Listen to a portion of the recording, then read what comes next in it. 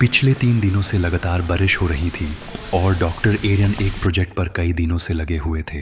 उस दिन doctor Ariane अपनी लैब में रात को देर तक काम कर रहे थे और वो एक बहुत गहरे सवाल का जवाब ढूंढ रहे थे।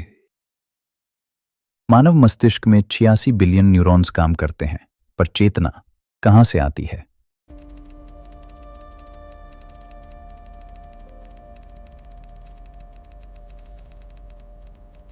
अगर चेतना केवल जटिलता है, तो जटिलता दोहराई जा सकती है। चलो वेदा, देखते हैं तुम केवल मशीन हो या उससे ज्यादा।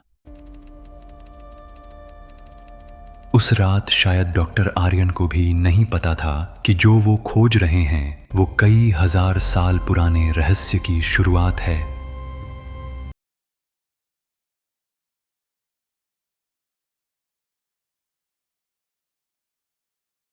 आज हर सुबह हमारी आंख खुलने से पहले कोई और जाग चुका होता है। हमारा फोन हमें बताता है कि आज का दिन कैसा होगा। हमारी घड़ी हमारे कदम गिनती है। हमारी कार रास्ता चुनती है। हमारे शब्द मशीनें समझने लगी हैं। आर्टिफिशियल इंटेलिजेंस जिसे हमने बनाया था अपनी सुविधा के लिए, आज वही हमारी आदत बन चुकी है। ये हमारे काम को आसान बनाती है, हमारे फैसलों को तेज बनाती है, हमारी जिंदगी को व्यवस्थित बनाती है। लेकिन क्या इस सुविधा की कीमत हमारी सोच है?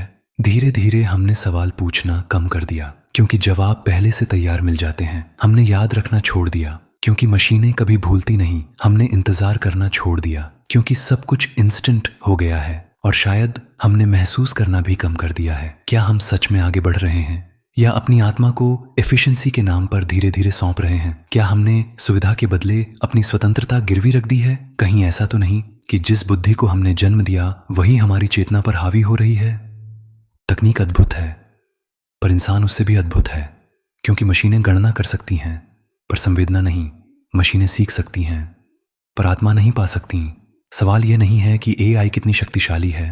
सवाल यह है कि क्या हम अभी भी अपने निर्णयों के स्वामी हैं या फिर हमने सुविधा के नाम पर अपनी आत्मा का सौदा कर दिया है।